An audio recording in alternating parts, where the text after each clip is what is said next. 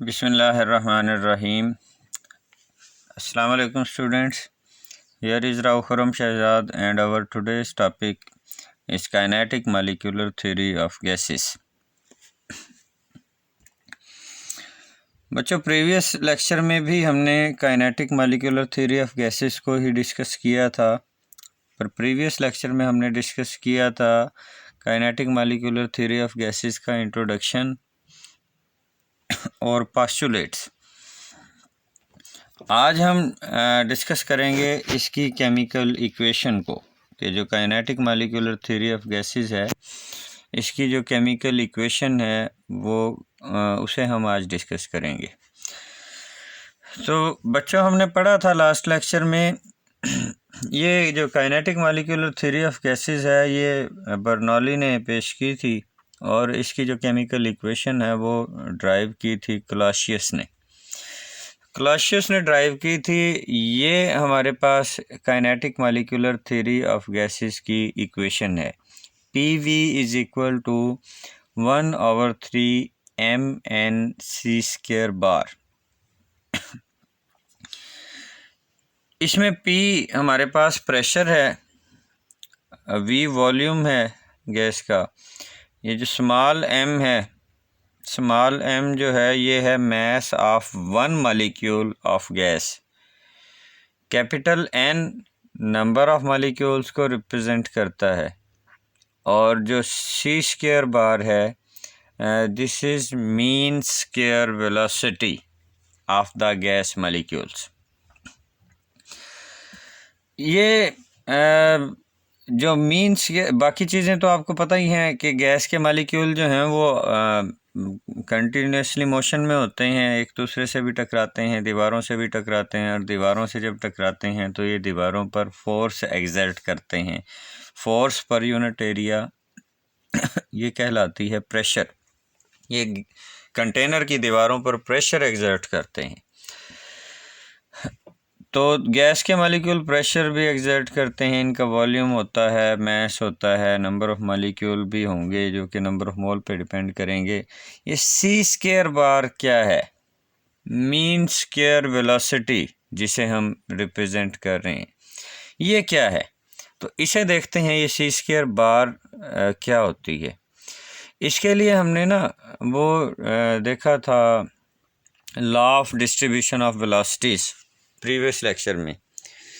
Law of distribution of velocities में हमने पढ़ा था कि किसी भी गैस में जो मॉलिक्यूल होते हैं ना वो ग्रुप्स की शक्ल में होते हैं, और each group have definite velocity range.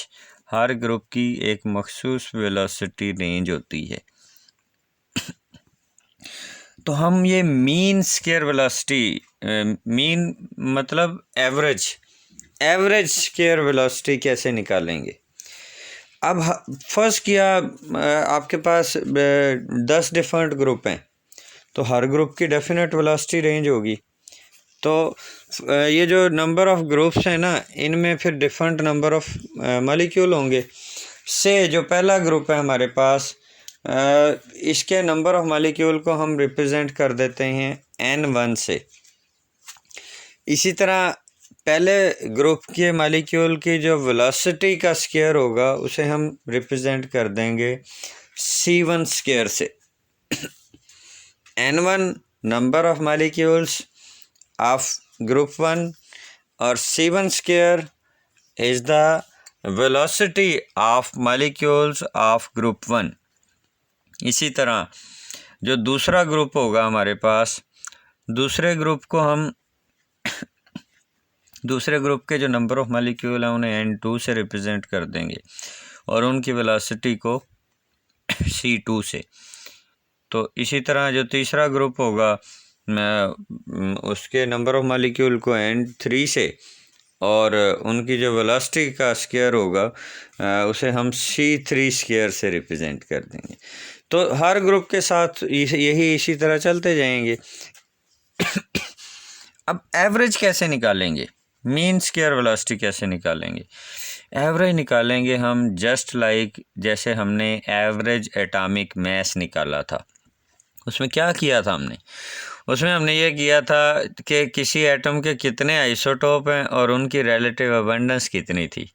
तो फिर हर आइसोटोप के मास को उसकी रिलेटिव अबंडेंस से मल्टीप्लाई कर दिया था और टोटल को फिर जमा करके टोटल परसेंटेज से डिवाइड कर दिया था, 100 से डिवाइड कर दिया था हमने।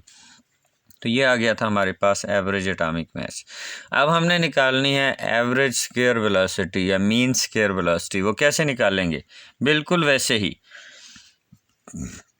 अब हम ये करेंगे कि जिस ग्रुप में जितने नंबर ऑफ़ मॉलिक्यूल हैं ना, उनको उसकी ग्रुप की वेलोसिटी से मल्टीप्लाई करेंगे। मसलन पहले ग्रुप में हमारे पास नंबर ऑफ़ मॉलिक्यूल थे N1 और इनकी वेलोसिटी थी C1 स्क्वायर। तो N1 को मल्टीप्लाई कर देंगे C1 स्क्वायर से। इसी तरह दूसरे ग्रुप के जो नंबर ऑफ़ मॉलिक्यूल थे उसे दूसरे ग्रुप की वेलोसिटी से मल्टीप्लाई कर देंगे। N2 को मल्टीप्लाई कर देंगे C2 स्क्वायर से। तीसरे ग्रुप के नंबर ऑफ़ मॉलिक्यूल को तीसरे ग्रुप की वेलोसिटी से मल्टीप्लाई कर देंगे। N3 को मल्टीप्लाई करेंगे C3 स्क्वायर से, एंड सो ऑन। यानी आपके पास अगर 10 डिफरेंट ग्रुप हैं और उनकी 10 डिफरेंट तरह की वेलोसिटी हैं तो बिल्कुल ऐसे ही चलते जाएंगे। N1 C1 square plus N2 C2 square plus N3 C3 square plus N4 C4 square and so on, इसी तरह चलते जाएंगे। और फिर इन सब को जमा करके टोटल नंबर ऑफ़ मॉलिक्यूल से डिवाइड कर देंगे। टोटल नंबर ऑफ़ मॉलिक्यूल कैसे आएंगे? ये तमाम ग्रुप्स के जो नंबर ऑफ़ मॉलिक्यूल थे उन्हें जमा करके। यानी पहले ग्रुप के नंबर ऑफ़ मॉलिक्यूल थे N1, दूसरे ग्रुप के नंबर ऑफ़ मॉलिक्यूल थे N2, तीसरे वाले थे N3 एंड सो ऑन। इन सब को जमा कर लेंगे तो इसे डिवाइड कर देंगे तो ये हमारे पास आ जाएगी मीन स्क्वायर वेलोसिटी। यानी तमाम ग्रुप्स की ये जो डिफरेंट ग्रुप थे इन सब की वेलोसिटी रेंज डिफरेंट थी, लेकिन हमने क्या किया, हमने सब की वेलोसिटी का एवरेज निकाल लिया, मीन निकाल लिया।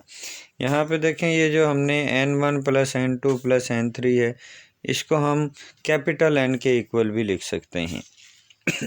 ये हो जाएगा हमारे पास total number of molecule present in the gas, capital N। जबकि N1 N2 N3 क्या थे? Small n1 small n2 small n3 से जिसे हमने रिप्रेजेंट किया था, यह था किसी एक ग्रुप में नंबर ऑफ़ मॉलिक्यूल की तादाद क्या है। N1 पहले ग्रुप के मॉलिक्यूल की तादाद थी, N2 दूसरे ग्रुप के मॉलिक्यूल की तादाद थी, इसी तरह N3 N4 N5। और जब सबको जमा कर लेंगे तो ये टोटल नंबर ऑफ़ मॉलिक्यूल्स बन जाएंगे हमारे पास। अच्छा, तो अब ये मीन स्क्वायर वेलोसिटी आ गई हमारे पास। अगर हम इसका स्क्वायर रूट ले लें, मीन स्क्वायर वेलोसिटी का अगर हम स्क्वायर रूट ले लें तो ये हमारे पास क्या लाएगी फिर? Root mean square velocity. इसे हम RMS से भी रिप्रेजेंट कर सकते हैं। RMS stand for root mean square, या ये C स्क्वायर बार के ऊपर ये जैसे हम स्क्वायर रूट की सिंबल भी बना सकते हैं, एक ही बात है ये दोनों। और वो जो हमने kinetic molecular theory of gases की इक्वेशन लिखी है, उससे अगर हम रूट मीन स्क्वायर वेलोसिटी का एक्सप्रेशन ड्राइव करें तो हमारे पास वो एक्सप्रेशन इस तरह से आता है। यानी रूट मीन स्क्वायर वेलोसिटी जो है, this is equal to square root of 3RT/m। यानी ये जो रूट मीन स्क्वायर वेलोसिटी है ना, ये टेम्परेचर के डायरेक्टली प्रोपोर्शनल होगी और मोलर मास के इन्वर्सली प्रोपोर्शनल होगी। ये जो कैपिटल M है, this is the molar mass of gas. तो बच्चों अब हम देखेंगे ये जो हमने एक्सप्रेशन लिखा है यहाँ पे रूट मीन स्क्वायर वेलोसिटी का, इसे हमने कहा है कि इसे kinetic molecular theory of gases वाली इक्वेशन से ड्राइव किया गया है। तो अब हम एंड पे देखेंगे इसे kinetic molecular theory of gases वाली इक्वेशन से किस तरह ड्राइव किया गया है।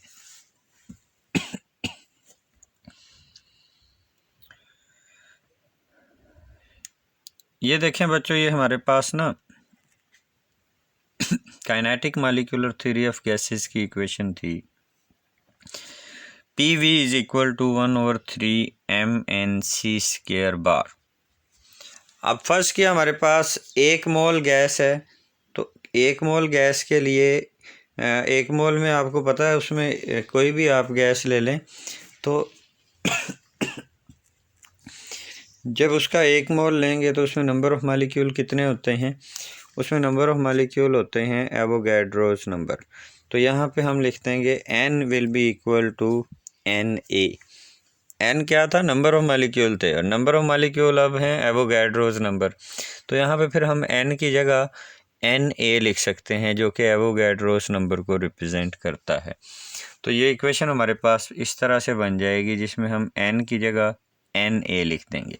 PV will be equal to 1/3 mNac² बार।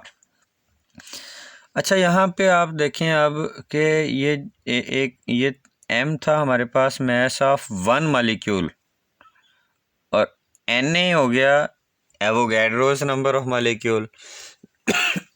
तो ये MNA ये क्या है, MNA को हम कह सकते हैं the mass of Avogadro's number of molecule.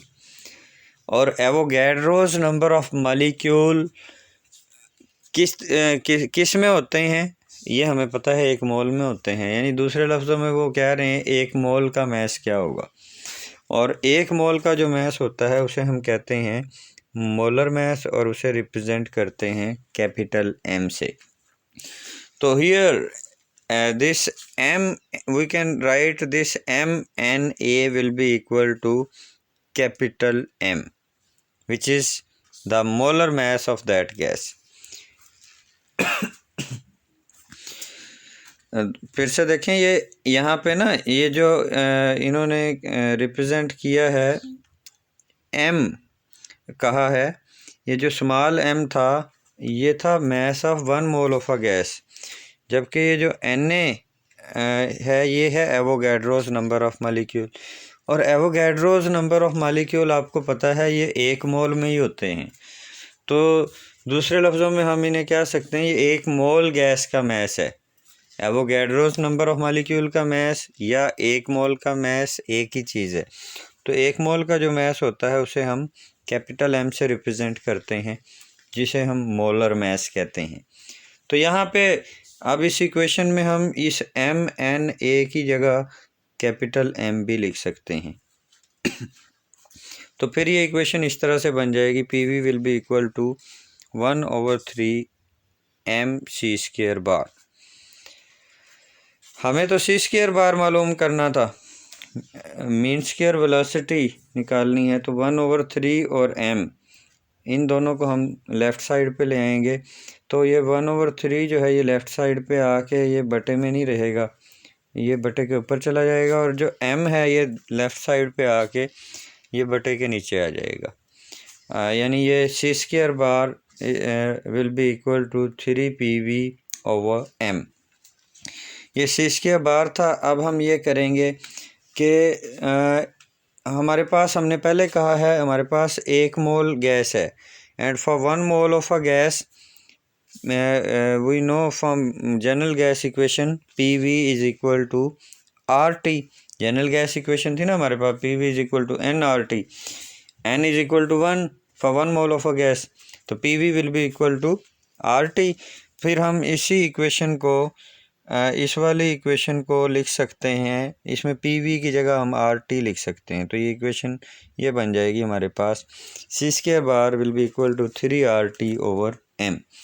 और अब हम ये करेंगे, दोनों तरफ स्क्वायर रूट ले लेंगे, स्क्वायर रूट लेंगे तो ये बन जाएगी हमारे पास root mean square velocity, and this will be equal to square root of 3RT/m।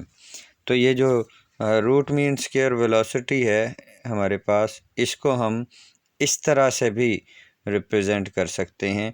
इसमें यानी ये सिंबल बनाने की बजाय इसे इस तरह से भी लिख सकते हैं CRMS, C velocity, RMS root mean square. तो root mean square velocity will be equal to under root 3RT/m। ये वही इक्वेशन है जो हमने पिछले अभी पढ़ी थी, जो रिलेशनशिप हमने ड्राइव करना था। तो ये देखें, रूट मीन स्क्वायर वेलोसिटी का रिलेशनशिप आ गया। This is equal to √3RT/m, यानी जो गैस के मॉलिक्यूल्स की रूट मीन स्क्वायर वेलोसिटी होती है ये टेम्परेचर के डायरेक्टली प्रोपोर्शनल होगी और इसके मोलर मास के इन्वर्सली प्रोपोर्शनल होगी। तो that's all as far as our today's lecture is concerned. अपना ख्याल रखिएगा। अल्लाह हाफिज़।